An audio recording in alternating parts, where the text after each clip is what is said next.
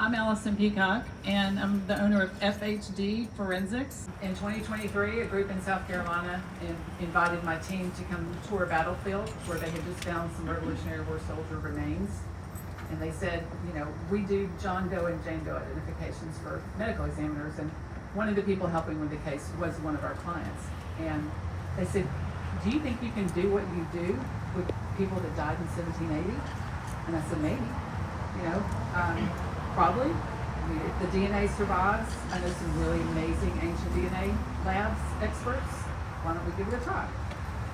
So we did, and it worked like a charm, at least for the first two profiles. It's incredibly expensive work, it's incredibly tedious work, and it's incredibly complicated research to go all the way back to the colonial era. But here we are, a little over a year after we started.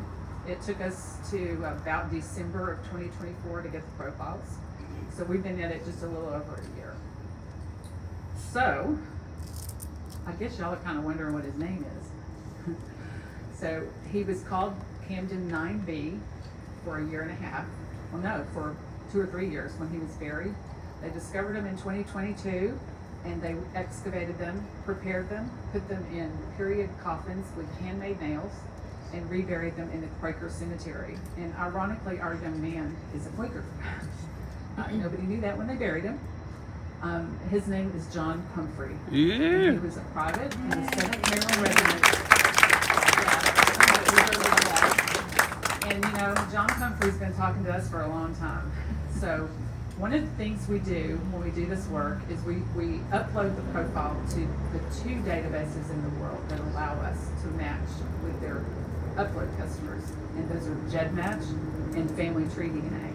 And so even when somebody goes to Ancestry, all of y'all here know this because you're my matches, but when somebody that's not a match, when you do an Ancestry DNA test, if you want to help cases like this, as well as modern John and Jane Doe cases, you can upload your DNA to FamilyTree DNA and to GEDmatch from whatever site where you tested, and it helps cases like this. And that's what 80% of the people in this audience did. So why don't y'all raise your hands if you are a Pumphrey that's here because you're related to the soldier, do y'all mind? Yeah, okay. And so you have to understand, for us, seeing your names in a family tree for a year and then getting to meet you is a pretty big deal. Because this does not happen on the average modern case. We don't meet the people that helped us solve the case. So getting to do this because you needed to know his name is just an incredible honor for us. So let me tell you a little bit about what we know about John Pumphrey. So John Pumphrey was one of the younger boys to enlist in the Maryland line. According to our anthropologist, he was as young as 16 to 18 when he died in 1780. But he enlisted in 1777. January 5th. So that means he was 13 to 15 years old when he enlisted. And my friend Owen Lowry, out here in the Maryland State Archives, has done a lot of work about boy soldiers and profiling young soldiers, and he has 13 and 14-year-old soldiers in his profiles. So it's not unheard of. It might not have been proper procedure or regulation, but they did it. You know, boys came from all over to fight in this war. And when we first started trying to identify John, and we saw Humphreys and Warfields and Griffiths and Ridgeleys and Duvalls and all these Anne Arundel families, we thought, what is a boy from these families doing going to war at 14? And it just didn't make sense. And I had somebody else whispering in my ear, and that's Mr. Trip Onan back there sitting next to Owen, and he's also has a lot of expertise in the Maryland line and in the Revolutionary War, and he said, no, doesn't make sense. And we kept going and we kept digging, and a few months later we started looking at land patents, and we found a property called Mistaken Friendship. What a name, guys. Would y'all name your farm Mistake and Friendship? But Walter Pumphrey II, who is the son of Ebenezer Pumphrey, who's the son of the great patriarch Walter I that y'all all know about. I'm sure all of y'all descend from Walter. Walter Pumphrey II bought Mistaken Friendship from his cousin, who was named Nathan Pumphrey. No, his uncle, Nathan Pumphrey. When he bought that property, it was only a few years before his wife died, the mother of his children, we believe. And then a few years later, by the time John Pumphrey was 10, his father also died. So he was a 10-year-old orphan living with his oldest brother, Greenberry. And Greenberry Pumphrey is one of the ancestors that I know a lot of y'all trace to. We probably have some Greenberry people here. Greenberry married Mary Warfield, and it's Greenberry's records about what happened after their father died that allowed us to really see the full picture of who John Pumphrey was and why he went to war at age 14 or 15. And that is because in 1772, when Walter had died a few months earlier, Walter II of Ebenezer, he was the father of Greenberry, Walter III, John, and twins Vachel and Rachel. So when he died, we have no idea why or how, but one of his father's cousins, who was named Reason Pumphrey, that's R-E-Z-I-N for you media people, Reason Pumphrey gained control of the estate of Walter Pumphrey II. We have no idea why, because he had an older brother that lived, a few miles away. We don't know if Ebenezer Jr. was incapacitated in some way, was out of the state on business. We don't know what happened. But what we can see from pages and pages of Chancery Court documents 25 years after the war is that Greenberry Pumphrey posted notices in the Maryland Gazette accusing Reason of defrauding Walter's heirs of their rights. And so even though they had never left the property at mistaken friendship, Reason had sold parts of it off to different people and then ran off to Pennsylvania to serve in the war with the Pennsylvania Regiment. So middle son, 10-year-old John, was probably left to fend for himself. I mean, we don't know what his older brother might have done. We know Greenberry was about 19 years old when his dad died. He was not old enough to be executor himself, but he was the oldest son, according to these court records, at the time of his father's death. So you have a young man who hears about the world literally coming to his doorstep across the river when the Second Continental Congress moved into Baltimore to get away from what was happening in Philadelphia. And that happened just a few days before John Pumphrey decided to enlist. So we kind of imagine that maybe John Pumphrey went by his uncle Ebenezer Jr.'s farm, which was right on the Patapsco River across from Baltimore, got on a ferry and went to Baltimore and enlisted. Or maybe he was there looking for work and heard about the war.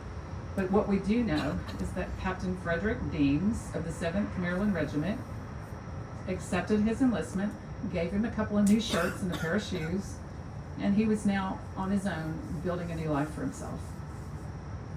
So what we also know that happened next, after a lot of service, which our friend Rick Wise is going to tell you about, he re-enlisted. So he initially signed up for 3 years. In 1779, Richard Anderson, the commander of the 7th Maryland Regiment at the time, gave him a $100 bonus to re-enlist to serve throughout the rest of the war. And $100 in 1779 was like thousands of dollars. I mean, that could have changed his life, but unfortunately it ended up being a fateful choice. And we know that just a few months later, he, with a few men from Maryland that stood, it was a disaster. The general left the field and didn't stop riding for 2 or 3 days and was disgraced. And nobody stayed behind but the Maryland line and a few men from Delaware and a few men from North Carolina. Everybody else literally fled the field. And that also means that all of the records in the Army for months were lost. So the fact that we have John Pumphrey's name on a muster roll surviving, not only do we have his muster records, we have his name on a list that says he disappeared at Camden. So even though they didn't claim that he died because they didn't have any records for that, he was listed as missing. And DNA has now told us the story that he was definitely killed in battle. And thanks to you, all of you guys sitting here, my autosomal matches, my X matches, Russ, raise your hand. Russ is one of my X matches that absolutely tied us to Walter's wife so that we knew what couple we were looking at. And then we have some YDNA matches here. I know I haven't seen any of y'all yet and introduced you, but we've got some men named Pumphrey that shared their YDNA. So it took all 3 of those types of DNA, autosomal, X chromosome, and Y chromosome, to determine that who we have as Camden 9B is John Pumphrey, private in the 7th Maryland Regiment. I want to introduce y'all to Valerie Kemp. She is one of the senior genealogists on our team, and she was the lead genealogist on John Pumphrey's investigation. She's the one that at 2 o'clock in the morning was probably thinking about all of y'all and who you were related to and how you all fit together. So I'm going to let her share a little bit of her experience and what it was like and what it means to us to have his name. Valerie? Hi. It is so thrilling to be here. You have no idea that for me it is like being in a room full of rock stars, because some of you, I have known your names. I have looked at your trees for, almost 2 years now. So I'm like, they're like, oh, there's Tammy. I'm like, Tammy? And Russ? Like Addison Pumphrey? Like, it's exciting. And I'm so grateful that all of you, especially those of you that answered the call, that we were looking for people who could be ancestors, or descendants of the family of this soldier, took the time to fill out, information, upload your DNA, and help me put together this extremely intricate puzzle. I won't go into how difficult it was, like in a complex way, but if you think about the amount of DNA that people share with their grandparents, and I'm looking at, what was it, like 1,000? So like sifting through like 20,000 matches to look through DNA segments, to figure out groups, to have to build people's trees back, 7, 8, 9 generations to find that person in common,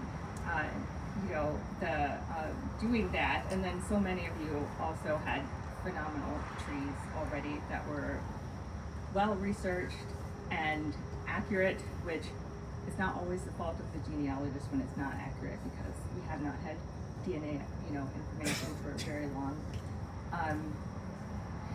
It was to put the pieces together and to start to see this story come through, that there is very definitely a Pumphrey, to see this couple appear over and over again, and then to seek out the right people to get YDNA, to have it come back and tell us that yes, these people descend from the same man.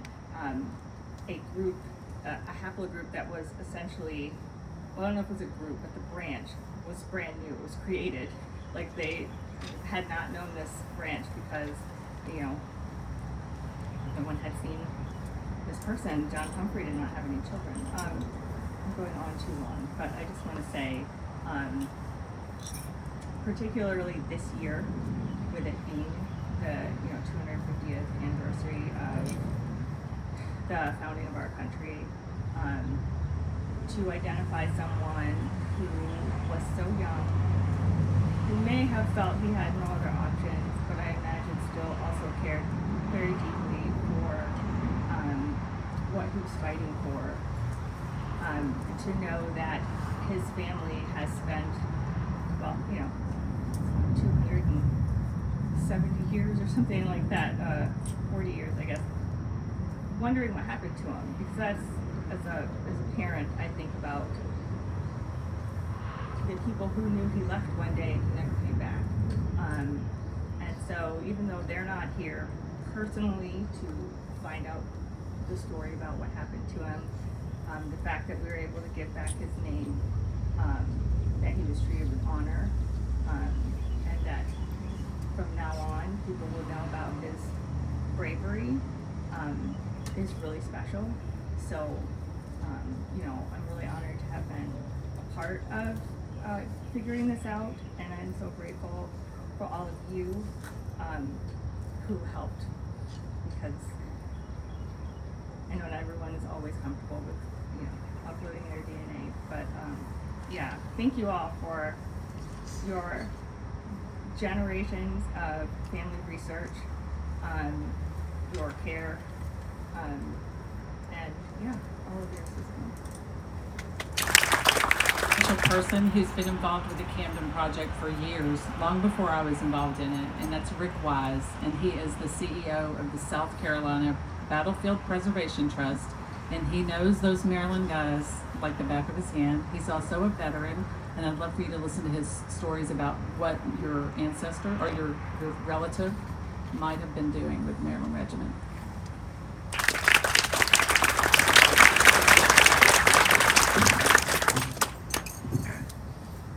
Ladies and gentlemen, it's an honor for me to be here today to honor your soldier.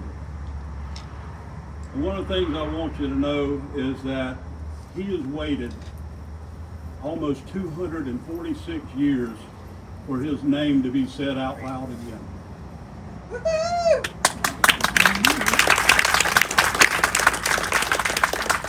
The blood that ran through his veins is running through yours. And if I'm going to talk about the 7th Regiment, I got to talk about soldiers. Soldiers go through common experiences and hardships.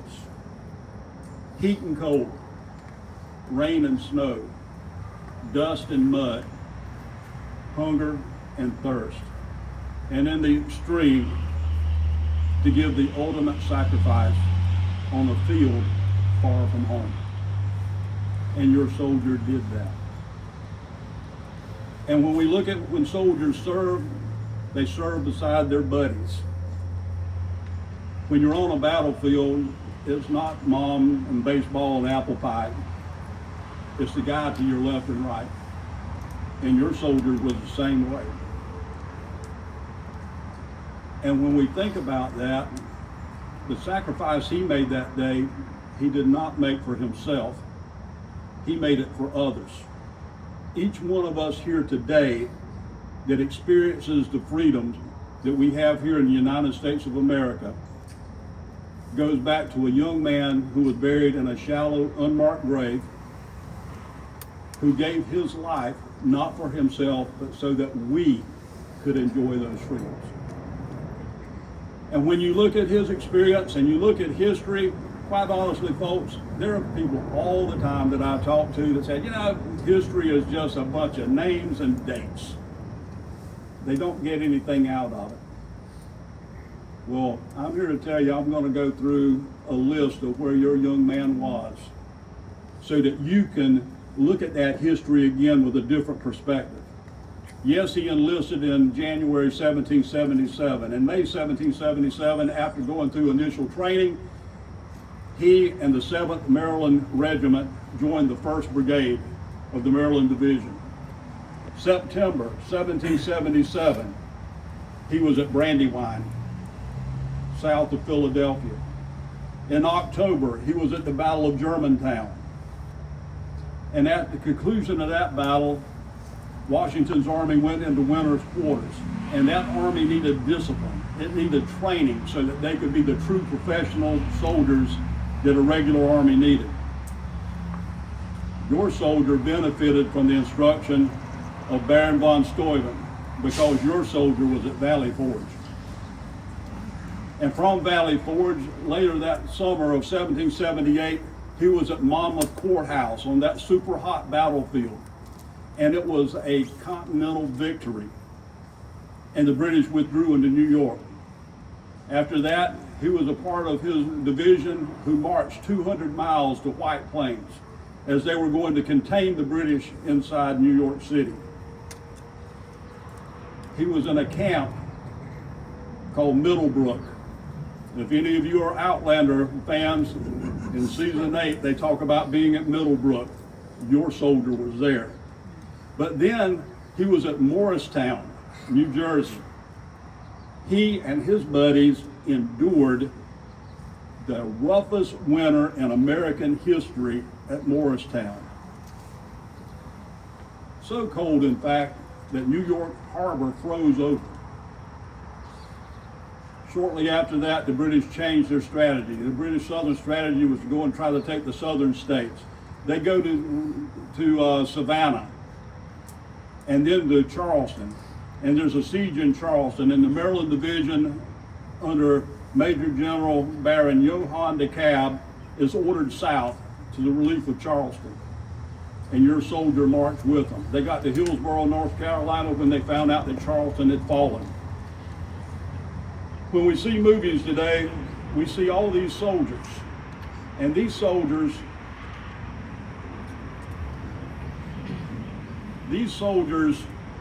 have beautiful uniforms, and they're well fed, and everything looks perfect.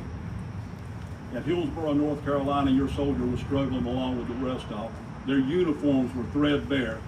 Those that had shoes were so worn that they were falling apart. Food was difficult to find.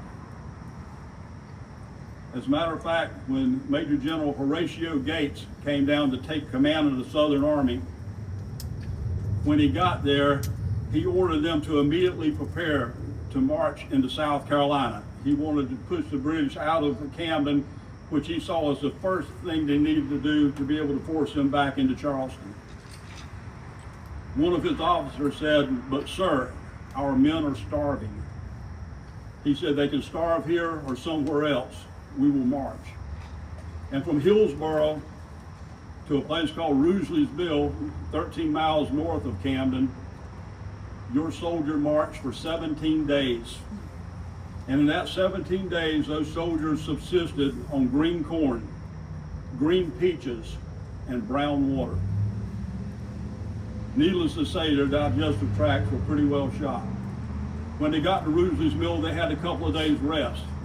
And at that time, General Gates decided that he was going to march and occupy a new position that was closer to Camden. He didn't tell everybody what they were doing. He just told them that they would march at 10 o'clock that night and the order of march. And your soldier in the 7th Regiment, along with the Maryland line, was in that order of march. But before they left, they got a treat.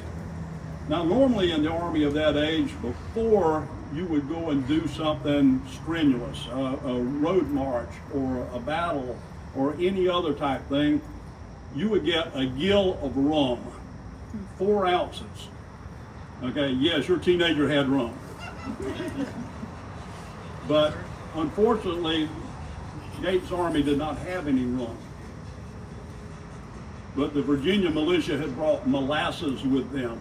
So instead of rum, you got 4 ounces of molasses to wash down your very lean beef that they had, and not really well cooked cornmeal from Indian corn. Now, having served in the Army for over 23 years and done plenty of ruck marches at Fort Bragg, North Carolina, and other places, I will tell you, sugar, heat, road march does not add up to a good experience. And those soldiers suffered the same way. And when they marched that night at 10 o'clock, partially because they wanted it to be cooler. Because now your soldier traded that intense cold winter that he had at Morristown for the heat of the Carolinas. We're talking August. And they're marching at night. You can imagine the mosquitoes. They're marching along a sandy road. It was the Great Wagon Road, the same wagon road that went all the way from Philadelphia to Augusta. And as they're marching down that road, it was 98% illumination that night. And they're in a longleaf pine forest. If you can imagine, these trees are far apart, about knee-high wiregrass. And those trees are like a cathedral. The lowest branches are over 40 feet up in the air. And you have that moonlight filtering down on those soldiers as they marched. And somewhere around 2:30 in the morning, all of a sudden, there were shouts, gunshots, the clash of steel on steel, as sabers clash, and it was the cavalry of both armies engaging. They hit. Within just a few minutes, they had separated, and both commanders tried to find out what had happened. And each commander realized that the other enemy's army, the whole army, was directly in front of them. And both of them prepared for battle. Armies fought right-handed in those days. You put your best troops on the right, your other troops on the left. General Gates put the 2nd Maryland Brigade under Baron DeKalb on the right, and the Delaware Regiment. He put the North Carolina and Virginia militia on his left. The Maryland Brigade, the 1st Maryland Brigade, was 400 yards behind the line. Why? Because their mission was going to be to reinforce the militia when they needed it. You put your good troops there to be able to handle that, and your soldier was one of those troops. Just before daylight, the British start to march into line. As they file into line, you've got their light infantry, the 23rd Royal Welsh Fusiliers, the 33rd Regiment of Foot. They're on the right. They're going against the militia. At that time, they were arguably the best infantry in the world going up against raw militia. And then you had provincial troops, American loyalists, that were on the British left.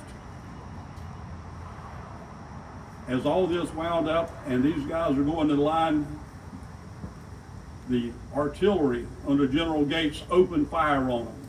Otho Holland Williams of the Maryland line goes back and tells General Gates, hey, I think we can stop them from going into line. Let me go over there and take some volunteers from the Virginia militia and go in. And they did.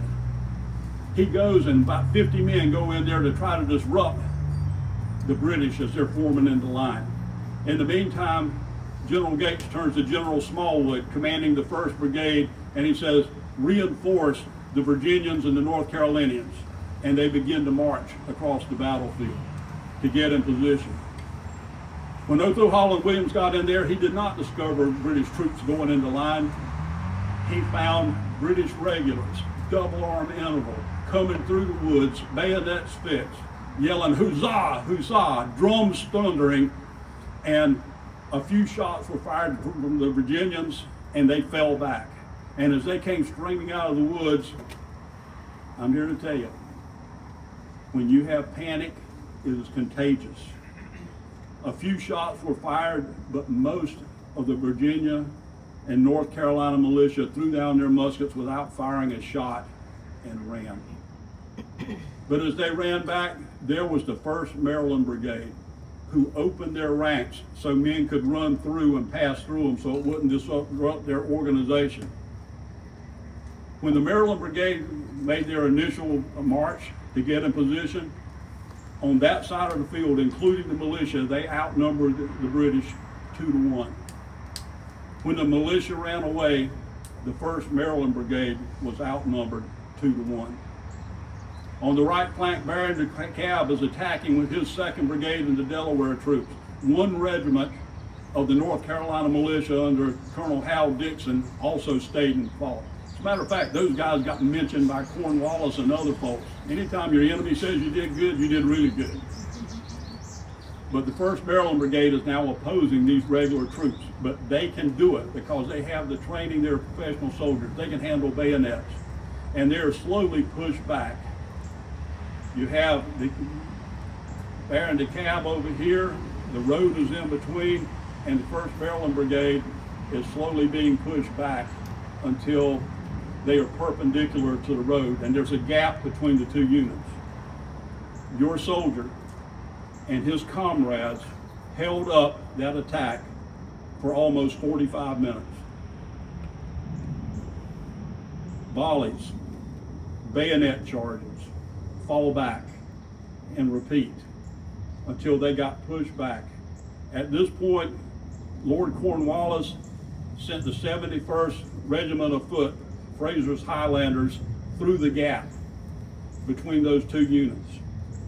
By the time your soldier got back to where we found him, he was 50 yards away from the road. They had very steadfastly done a fighting retreat that was probably over 300 yards that they gave up to get to that point.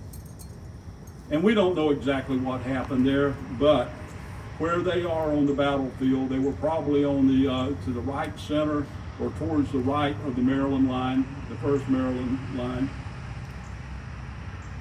And the grave that they were in had to have been these soldiers lying right there together. They didn't move people very far, that's for sure. You had 2 teenagers, your soldier being one of them. You had 2 soldiers that were probably in their 20s and one who was as old as 40. In my military mind, I see that last guy, the oldest, one of their NCOs, with them to the end,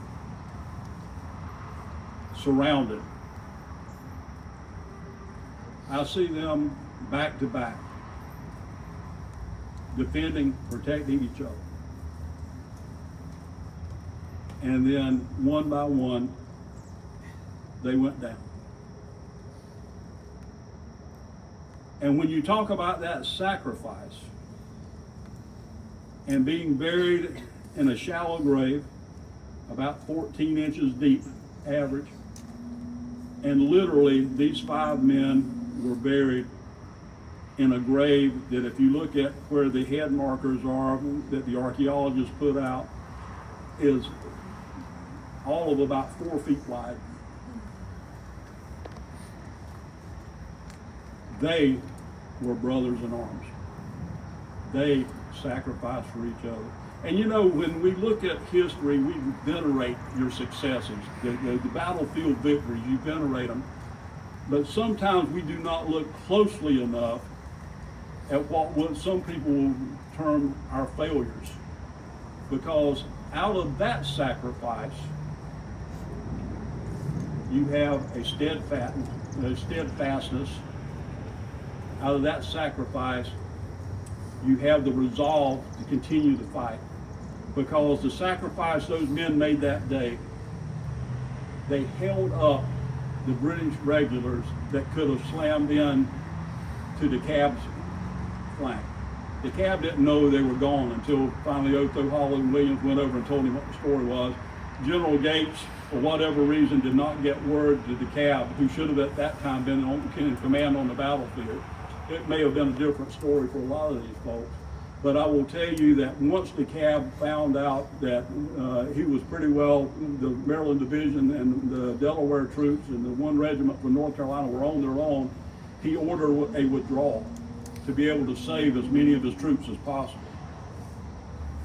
Your soldier was one of those who held the line that allowed those other soldiers from various places on the battlefield to have the opportunity to escape that day. His sacrifice was his fate. Their fate, those who got away, was to be at Cowpens and Guilford Courthouse and Hobkirk Hill and 96 and Utah Springs and marched into Charleston when the British withdrew in December 1782. Your soldier did not die in vain. His sacrifice is one of the reasons that we can sit here today in freedom. And I want to honor you, his family, for what he did. Now, in today's Army, we say hooah, and the Marine Corps goes hoorah. Back then it was huzzah. I would like to lead huzzah is what you would say. 3 cheers for Private John Pumphrey. Hip hip! Huzzah! Hip hip! Huzzah! Hip hip! Huzzah! Thank you very much. The next person I'm going to introduce you to, I bet most of the people sitting in this room know her name, but you don't know what she looks like or who she is. If y'all recognize the name Cindy Despalt, Cindy is my right arm. She's our operations manager, and more importantly, she's in charge of stakeholder engagement. And you guys are all stakeholders. Y'all are all involved in this investigation, so I bet most of y'all have communicated with Cindy. And I know everybody on this stage has communicated with Cindy. And Cindy takes great pride in what she does, and she's an amazing keep the ship afloat person. So she's got some things to share with you from our archaeologists who could not be here, unfortunately. Our friends at PBS are keeping them busy in South Carolina, so they couldn't be here, but they did send some thoughts, and Cindy's going to share them with you.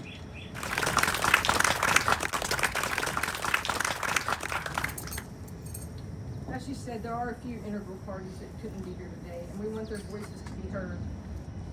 From the South Carolina Institute of Archaeology and Anthropology,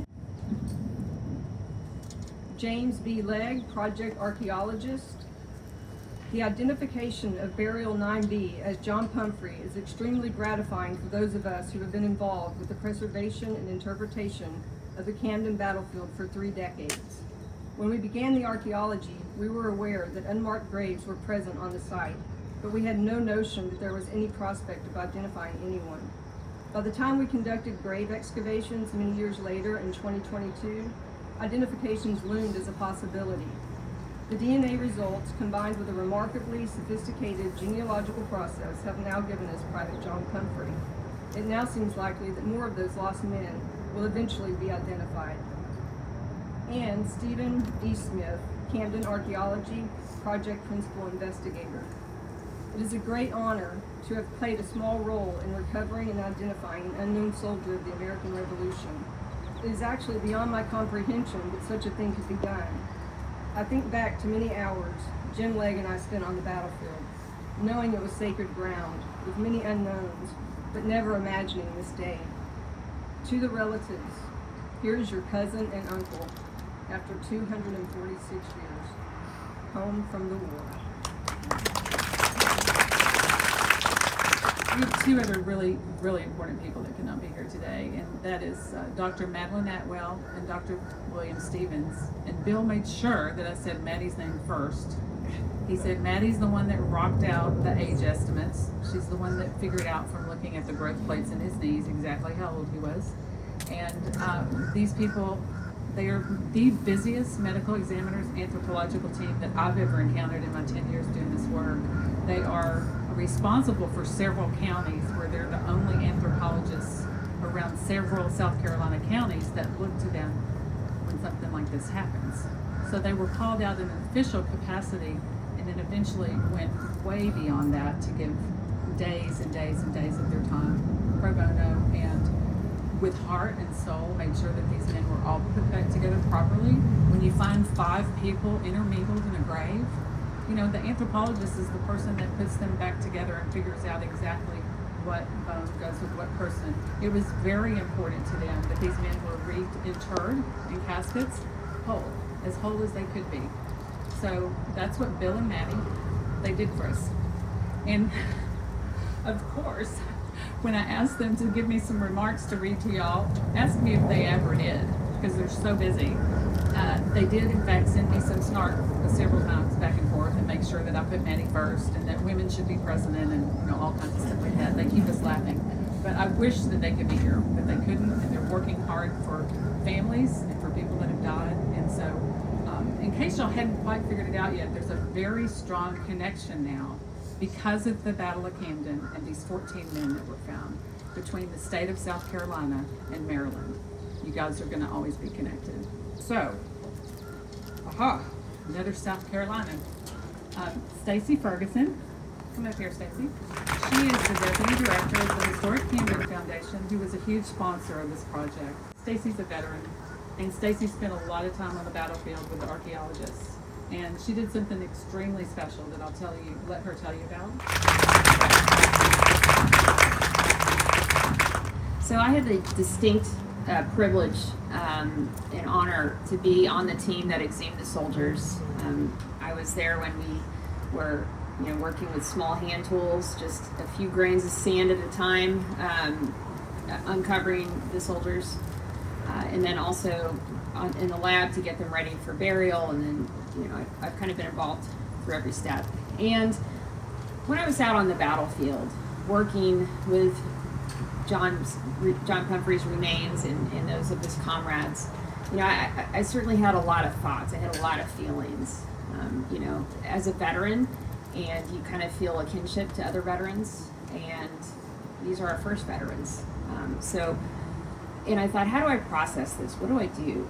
And so I had the idea to write a letter to the soldiers and put it in their coffins. It's kind of my way, a prayer of thanks for them, and just to acknowledge what they've done and what the lasting endeavor of the United States of America has proven to us all. So this is the letter that I put in to the coffins.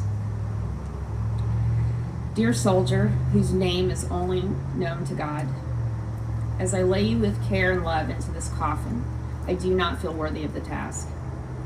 You likely could not fathom what the United States of America would become, from 13 states to 50, and 332 million citizens. Our democracy is the oldest in the world. We don't always get it right. We have fought amongst ourselves more than I care to think about. But today, we are the most powerful country in the world. This is what you paid for with your life. I am here with you because I, too, am a veteran. War is much different now than what you knew. However, some things haven't changed. All of us who bear arms take care of each other. I spent most of my career as an officer, and we were charged with taking care of our men and women within our command. This is why I'm taking care of you. You died a brave, yet horrible death, far from home and loved ones. You were unceremoniously dumped into a shallow grave with so many more just like you. Now, we will give you the hero's farewell that you deserve. All I can say is thank you on behalf of a grateful nation. I pray that God's blessings are upon you and that I will meet you in heaven, where we shall all enjoy the peace that we did not know on earth. Your humble servant, Stacy Ferguson. As the owner and steward of the Camden battlefield, Historic Camden Foundation is honored to have been instrumental in the effort to identify one of the soldiers who fell during the battle in 1780. Through its support of groundbreaking DNA and forensic genetic genealogy research, Historic Camden helped restore the name and story of this young soldier, whose identity had been unknown for nearly 2.5 centuries. Following his identification, Private John Pumphrey was laid to rest here in Camden, South Carolina, where visitors can reflect upon his sacrifice and the sacrifices of all those who fought during America's struggle for independence. We appreciate our many partners who were instrumental in this groundbreaking research in identifying one of America's first veterans. This discovery represents the very best of what the Historic Camden Foundation seeks to accomplish, preserving the past, honoring those who came before us, and sharing their stories with future generations, said Austin Shaheen, chairman of the Historic Camden Foundation Board of Trustees. To help return a name to a soldier who gave his life at the Battle of Camden nearly 250 years ago is both humbling and inspiring. We are proud to have supported this research and honored that he is now laid to rest in Camden, where his story can continue to educate and inspire future generations. Believe it or not, I had a banner that was supposed to be right behind me that said Genealogy for Justice. That's our sister organization that some of you have donated money to help finish John Pumphrey's identification. Well, I picked up the wrong banner when I was checking my luggage, so it's not back there. But I want to tell you about somebody very special just before we end. We're about finished. I know it's hot and muggy and it may rain on us again, so we'll try not to take too much longer. Genealogy for Justice, was originally started to do John and Jane Doe identifications for families that hadn't heard about their loved ones for decades. Most of our cases were funded from the 1980s, a few from the 70s, a couple from the 90s. And that's the work we did that allowed us to work with the medical examiners who invited us into this. When we first started, a woman emerged as a fantastic patron of our organization, and they gave us monthly donations for over a year. When they heard about the fact that we needed some more money to finish the investigation, you guys, these YDNA tests are $500 a pop. We needed at least 5 of them, so it's expensive. And so she made an incredible donation to help inspire the relatives to also donate. And at the time, I didn't know it, but her name is Julie Garafola, and she lived in North Carolina, and we lost her last month in May. I didn't know at the time that she was ill, and she loved this work. She was so excited to support it.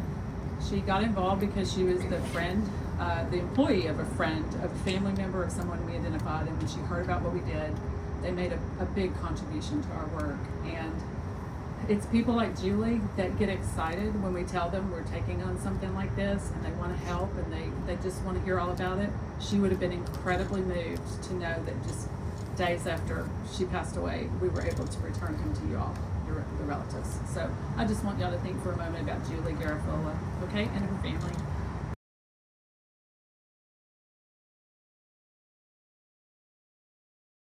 I made a little postcard that's got his family tree on it, and you'll notice that the poor women just don't have any last names. You know, we have 20,000 genetic matches. One of these days, we're going to figure out who his mother and his paternal grandmother were and what families they came from.